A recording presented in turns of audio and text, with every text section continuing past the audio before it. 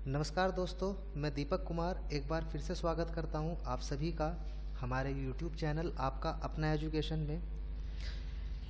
दोस्तों, यदि आप हमारे YouTube चैनल पे नए हैं तो कृपया हमारे YouTube चैनल को ज़रूर सब्सक्राइब कर लीजिए और हमारे ये बेल आइकन नोटिफिकेशन को ज़रूर प्रेस कर दीजिए, क्योंकि दोस्तों आज से हम ट्रिपल सी की ट्यूटोरियल शुरू करने वाले हैं और आज की इस ट्यूटोरियल से हम ट्रिपल सी की एक अच्छे लेवल के लिए तैयारी कर सकते हैं। क्योंकि जो मैं ट्रिपल सी के लेक्चर आपको बताने जा रहा हूँ वो सारे के सारे डोएक जो अब बदल करके नाइलाइट हो गया है उसके स्पेशलाइज लेक्चर्स हैं, जिसे आपको सुन के थोड़ी सी प्रैक्टिस करनी है।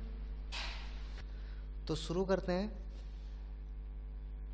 ट्रिपल सी के जो लेक्चर है, मैंने पावर पॉइंट यानी कि प्रेजेंटेशन एक बनाई हुई है, मैं उसको ओपन कर लेता हूँ और यहाँ पे हम ट्रिपल सी का कंप्यूटर बेसिक भाग 1 शुरू करने जा रहे हैं, जिसमें आप कंप्यूटर बेसिक भाग 1 यानी introduction to computer part 1 start करेंगे। इस अध्याय में आप सीखेंगे कंप्यूटर यानी कि उसका एक परिचय, कंप्यूटर के कार्य, कंप्यूटर प्रणाली के विशिष्ट लक्षण, कंप्यूटर्स का बुनियादी प्रयोग। भूमिका यानी कि इंट्रोडक्शन बात करते हैं। कंप्यूटर का उपयोग आज जीवन के प्रत्येक क्षेत्र में हो रहा है। इसकी उपयोगिता पत्र लेखन से लेकर जीवन के हर पहलू में हो रही है। एक कंप्यूटर कई भागों का एक संगठन होता है, जैसे कि keyboard, mouse, central processing unit यानी कि सीपीयू, मॉनिटर और प्रिंटर इत्यादि।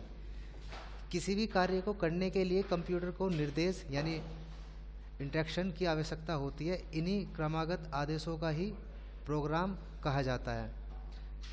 दोस्तों, जो मैं आपको पढ़ा रहा हूँ इसे अपनी कॉपी में ज़रूर नोट कर लीजिएगा। ये बहुत ही इम्पोर्टेंट टॉपिक है कंप्यूटर बेसिक भाग 1 का। भूमिका यानी कि इससे अगला, वास्तव में कंप्यूटर सॉफ्टवेयर और हार्डवेयर का एक समाहित रूप होता है। कंप्यूटर के भौतिक भाग जिनको आप देख सकते हैं और जिन्हें छूकर अनुभव कर सकते हैं वे हार्डवेयर कहलाते हैं, जैसे कि keyboard, mouse, central processing unit, monitor और प्रिंटर इत्यादि। इसी प्रकार कंप्यूटर के वे भाग जिनको केवल देख सकते हैं और समझ सकते हैं सॉफ्टवेयर कहलाते हैं, जैसे एमएस वर्ड, नोटपैड, पेंट इत्यादि। भूमिका यानी इंट्रोडक्शन में लास्ट टॉपिक है। कंप्यूटर के वो विभिन्न भागों में विभाजित किया गया है, जैसे कि super computer, main frame computer, mini computer, micro computer इत्यादि। कंप्यूटर क्या है? कंप्यूटर का अर्थ कंप्यूट करना होता है, जिसका अर्थ है किसी वस्तु की गणना करना। हिंदी में इसे संगणक कहते हैं। आजकल कंप्यूटर का उपयोग न सिर्फ हिसाब करने के लिए होता है, बल्कि इसका प्रयोग जीवन के हर क्षेत्र में हो रहा है, जैसे कि डेटाबेस को बनाना और उसकी देखभाल करना इत्यादि। कंप्यूटर को हम इस प्रकार परिभाषित कर सकते हैं। कंप्यूटर एक इलेक्ट्रॉनिक यंत्र है जो कि पूर्व निर्धारित आदेशों से डेटा को प्रोसेस करता है या उसे लाभजनक संदेशों में बदलता है। इस चित्र में कंप्यूटर के मूल संगठन को समझ सकते हैं। इस चित्र में दर्शाया गया है इनपुट यानी कि यूज़र द्वारा कंप्यूटर में भेजा गया। तो इस चित्र की दोबारा से बात कर लेते हैं। सबसे पहले इसमें इनपुट यूनिट का कार्य डेटा को कंप्यूटर में भेजने के लिए होता है, जैसे कीबोर्ड इत्यादि। इसके बाद मेमोरी का कार्य डेटा को सुरक्षित करना यानी कि सेव करने के लिए होता है। इसी तरह प्रोसेसिंग यूनिट की बात करते हैं। प्रोसेसिंग यूनिट मेमोरी से डेटा को लेकर कुछ ऑपरेशन करता है। इसके बाद डेटा प्रोसेस होकर कुछ इन्फॉर्मेशन देता है। इसके बाद बात करते हैं आउटपुट की। आउटपुट यूनिट का कार्य इस परिणाम को यूज़र को दिखाना है। इसके अलावा इस चित्र के माध्यम से हम कंप्यूटर के संगठन को समझ सकते हैं। आप इस चित्र में देख सकते हैं। आगे चलते हैं। कंप्यूटर के कार्य सबसे पहला पॉइंट है इसमें, यह मुख्य रूप से 4 प्रकार के कार्यों को करता है। पहला पॉइंट इनपुट। कोई भी कार्य करने के लिए, जैसे कि हमने पीछे चित्र में बताया था, कोई भी कार्य करने के लिए कंप्यूटर को डेटा की आवश्यकता होती है। यह डेटा किसी इनपुट उपकरण की सहायता से इनपुट किया जाता है, जैसे कि कीबोर्ड या माउस इत्यादि। दूसरा पॉइंट है प्रोसेसिंग। कंप्यूटर के कुछ पूर्व निर्धारित आदेशों से कार्य करता है, जैसे प्रोग्राम कहते हैं। आगे चलते हैं। अगला पॉइंट है आउटपुट। कंप्यूटर प्रोसेसिंग के बाद संशोधित नतीजे पेश करता है, जैसे आउटपुट कहा जाता है। यह आउटपुट किसी आउटपुट यूनिट के द्वारा प्राप्त होता है, जैसे कि मॉनिटर या प्रिंटर इत्यादि। नेक्स्ट पॉइंट है मेमोरी। यह कंप्यूटर का वह भाग है जिसके अंतर्गत डेटा सुरक्षित यानी कि स्टोर रहता है। इन डेटा का उपयोग हम फ्यूचर में भी कर सकते हैं। आगे बात करते हैं कंप्यूटर प्रणाली के विशिष्ट लक्षण। पहला पॉइंट है इसमें यथार्थता और अपरिवर्तनशीलता, एक्यूरेसी एंड इनकॉन्सिस्टेंसी। कंप्यूटर कभी भी त्रुटिपूर्ण नतीजे नहीं निकलता है। कभी कभार यह जो गलत नतीजे देता है उसका कारण उपयोगकर्ता की गलती है। नेक्स्ट पॉइंट है इसमें निरंतरता। कंप्यूटर एक ही काम को बिना थके बार बार कर सकता है, फिर भी इससे किसी प्रकार की गलती नहीं होती है। आगे चलते हैं। नेक्स्ट पॉइंट है इसमें संचय क्षमता। ब्रैकेट में हमने इसकी इंग्लिश भी दे रखी है, स्टोरेज। कंप्यूटर बहुत सारा डेटा संचय करने में समर्थ होता है। इसी कारण यूज़र फ्यूचर में जब चाहे तब डेटा का प्रयोग कर सकता है। नेक्स्ट पॉइंट है सोचने में असमर्थ, अनएबल टू थिंक। कंप्यूटर अपने आप कुछ नहीं सोच सकता है, इसलिए किसी भी नतीजों को प्राप्त करने के लिए हमें उसको उचित आदेश देना पड़ता है। यानी कि एक मशीन है, जब तक आप उसे कोई भी आदेश नहीं दोगे तब तक वो काम नहीं करेगा। आगे चलते हैं। कंप्यूटर का बुनियादी प्रयोग। कंप्यूटर ने जीवन के हर क्षेत्र में महत्वपूर्ण बदलाव लाए हैं। व्यवसाय, सरकार, शिक्षा, चिकित्सा, वैज्ञानिक शोध, न्याय, समाज, विज्ञान, यहाँ तक कि संगीत और चित्रकला में भी कंप्यूटर्स का प्रयोग होने लगा है। शिक्षा यानी कि एजुकेशन, शिक्षा के क्षेत्र में कंप्यूटर का इस्तेमाल दिनों दिन बढ़ता जा रहा है और इसके इस्तेमाल के आयाम भी बढ़ते जा रहे हैं।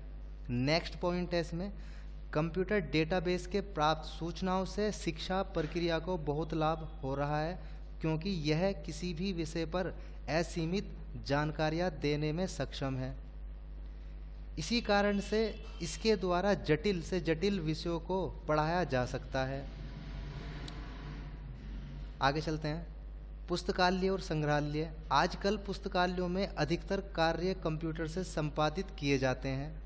पॉइंट, कंप्यूटर के माध्यम से किताबों को आदान प्रदान भी हो रहा है एवं किसी यूज़र को किताबों को कब से कब तक के लिए दिया गया और किस तिथि को पढ़कर उसके द्वारा लौटाया गया, इन सभी बातों की जानकारी डेटाबेस के अंतर्गत कंप्यूटर में रखी जा सकती है और ज़रूरत पड़ने पर इसकी जानकारी आसानी से प्राप्त की जा सकती है। वैज्ञानिक शोध। पहला पॉइंट है हाल ही में गणित के अलावा अन्य क्षेत्र जैसे चिकित्सा, समाज विज्ञान, साहित्य और इतिहास जैसे विषयों के शोध और डेटा विश्लेषण में भी कंप्यूटर्स के इस्तेमाल में काफ़ी वृद्धि हुई है। अगला पॉइंट है व्यापारिक प्रयोग। कंप्यूटर्स का पहला अवैज्ञानिक प्रयोग रोज के लेखा संबंधी कार्यों में हुआ। नेक्स्ट पॉइंट है आज हर छोटी बड़ी कंपनी अपने सारे प्रशासनिक कार्यों के लिए कंप्यूटर पर निर्भर हो गई है। अगला पॉइंट है वेतन भुगतान, कर्मचारी प्रबंध प्रणाली, लेजर, इनवॉइस, स्टॉक कंट्रोल आदि कंप्यूटर्स के व्यापारिक प्रयोग में शामिल है। ऑफिस यंत्रीकरण। शुरुआत में यह सोचा जाता था कि ऑफिस में कंप्यूटर्स का उपयोग लेखा संबंधी कार्यों को करने के लिए किया जाता है, परंतु आज ऑफिस में हर तरफ लोगों को कंप्यूटर पर काम करते पाया जाता है। नेक्स्ट टॉपिक है इसमें, आजकल ऑफिस यंत्रीकरण का मतलब है वर्ड प्रोसेसर, पर्सनल कंप्यूटर, स्थान, टर्मिनल, नेटवर्क और फोकस का इस्तेमाल करना। आगे चलते हैं बैंकिंग। बैंक उन बड़े संस्थानों में से है जहां सबसे पहले कंप्यूटर पर भारी मात्रा में निवेश किया। आज ऐसी स्थिति है कि बैंक संपूर्ण रूप से कंप्यूटर पर निर्भर है। इसका नेक्स्ट पॉइंट है ऑटोमेटिक टेलर मशीन यानी कि ATM. Internet banking, phone banking जैसे सेवाओं के शुरुआत से उपभोक्ता का कार्य आसान हो गया है। यानी कि जब से एटीएम मशीन आई है तब से बैंकिंग का काम और भी ज़्यादा आसान हो गया है। व्यक्ति बिना बैंक के अंदर जाए हुए भी एटीएम के माध्यम से अमाउंट को विड्रॉ कर सकता है या डिपॉजिट भी कर सकता है। ये दोनों के दोनों ऑप्शन हमें मिल जाते हैं एटीएम में। नेक्स्ट जो ऑप्शन है वो है आरक्षण सिस्टम यानी रिजर्वेशन सिस्टम। कंप्यूटर द्वारा आरक्षण रेलवे, एयरवे, होटल, सिनेमाघर और बड़े खेल समारोह में होता है। तो दोस्तों आज की ये क्लास यानी कि ट्रिपल सी कंप्यूटर बेसिक भाग 1 की क्लास यहीं तक रहने देते हैं। आपको इसको अच्छे से पढ़ना है और ट्रिपल सी के लिए तैयारी करनी है। इन्हीं में से ट्रिपल सी के क्वेश्चन बनाए जाते हैं। जब हमारा ट्रिपल सी कंप्लीट होगा तो मैं सबसे लास्ट में आपको कुछ क्वेश्चन आंसर प्रैक्टिस के लिए दूंगा।